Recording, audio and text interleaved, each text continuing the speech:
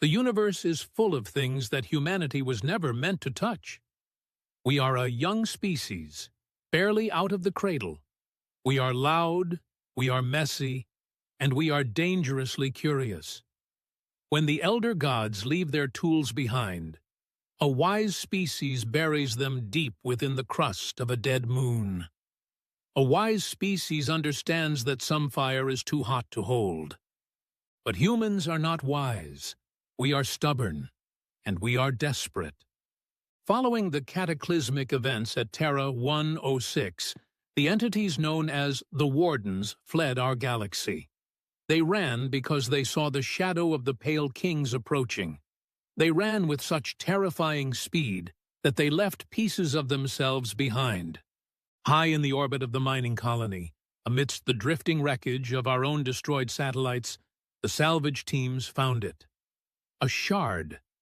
It was a fragment of one of the Warden's fractal ships, sheared off during their retreat. It was no bigger than a standard transport shuttle, yet it registered on our scanners as having the mass of a neutron star. It didn't look like metal. It looked like frozen light, a piece of geometry that had been cut from the fabric of a different universe. It defied gravity, floating silently in the cargo hold of the recovery vessel Goliath. It hummed with a low, resonating song that made the teeth of the crew ache and caused the lights on the ship to flicker in rhythm with a heartbeat that wasn't there. Admiral Vance did not order it to be destroyed. He did not order it to be jettisoned into the nearest sun. He ordered it to be brought to the Titan shipyards, the most secure military facility in the sector. This was the beginning of Project Prometheus. The objective was simple, yet insane. Take the god-tier technology of a race that treats physics like a suggestion, and bolt it onto a human warship. The scientists called it reverse engineering. The engineers, wiping grease and sweat from their brows, called it grave robbing. For 6 months, the Titan shipyards burned with the light of welding torches and the sparks of failing containment fields. The shard was impossible to work with. Industrial lasers passed right through it as if it were a hologram. Diamond-tipped drills shattered against its surface without leaving a scratch. It sat in the center of the hangar, mocking us with its perfection. But the physical difficulties were nothing compared to the psychological toll. By the 3rd week, the medical bay was overflowing. The engineers working closest to the core began to change. They stopped sleeping. They stopped eating. They reported seeing angles in the air that shouldn't exist. They claimed they could hear the shard whispering to them in their dreams, not in words, but in feelings. A sense of profound, ancient sorrow, a longing to run, a terror of the dark. One of the lead physicists, Dr. Eris, was found in his quarters staring at a blank wall, clawing at his own eyes. When they restrained him, he kept screaming the same phrase over and over. "It's not a machine. It's a door. Don't put the key in. Don't put the key in." He was removed from the project. The work continued. It was only when a frustrated welder struck the shard with a superheated plasma arc in a moment of anger that the object reacted. It didn't melt. It opened. Like a flower blooming in fast forward, the fractal geometry unfolded. Inside, there were no wires, there were no circuits, there were no microchips. There was only shifting light, mathematical equations made solid. It was beautiful, and it was terrifying. Integration began immediately. We built a cage around the shard, a containment unit made of lead, tungsten, and high-frequency magnetic fields. We treated it like a captured animal. We force-fed it energy from 3 independent nuclear reactors, trying to wake it up. The first time we activated the connection, the entire shipyard blacked out. The shard drained the power grid of a station the size of a city in 3 seconds. But it worked. The shard pulsed. It accepted the human energy. It was like feeding a lion with a spoon. Then came the incident with Chief Technician Miller. Miller was a veteran. He had worked on warp drives for 30 years, but he had been spending too much time near the cage. On the 42nd day of integration, Miller walked into the containment chamber without a radiation suit. He disabled the safety protocols with a calm, blank expression on his face. Before security could breach the doors, Miller walked up to the naked alien core. He didn't look afraid. He looked like he was greeting an old friend. He reached out his hand. "I hear you," Miller whispered. "I'll let you out." He touched it. He didn't burn. He didn't explode. He simply unraveled. It happened in slow motion. His hand, then his arm, then his torso split into ribbons of light. His scream wasn't a sound of pain, but of digital distortion. He was pulled into the machine, layer by layer, until there was nothing left of him but a heavy static charge in the air. The shard didn't kill him. It absorbed him. It integrated him. The project was nearly shut down that day. The ethics committee was in an uproar. They called it a cursed object. They called it a demon core. But Admiral Vance intervened. He stood before the terrified council, his face like stone. "The Pale Kings are coming," he told them, his voice low and dangerous. "They do not care about our safety protocols. They do not care about our madness or our ghosts. We are fighting for the survival of the species. We need a ship that can outrun the apocalypse. Finish the damn ship." So they finished it. They took the hull of a Retribution-class destroyer. They stripped out the conventional warp drive. They gutted the engine room and installed the cage. They welded human steel to alien light. They created a Frankenstein monster of a starship.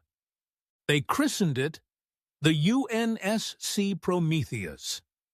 The test flight was scheduled for 0800 hours.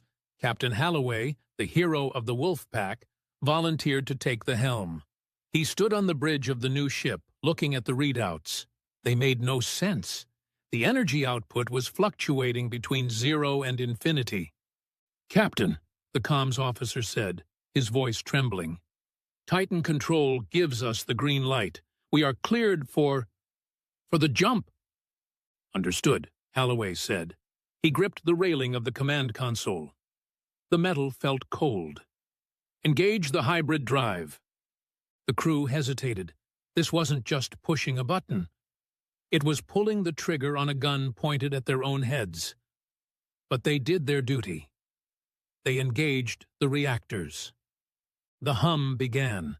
It wasn't the mechanical roar of a human engine. It was a choir. A sound of glass breaking on a cosmic scale. The deck plates began to vibrate. Not physically, but visually. The walls of the ship seemed to become transparent. "Structural integrity is holding," the navigator shouted over the noise. "Reality anchors are...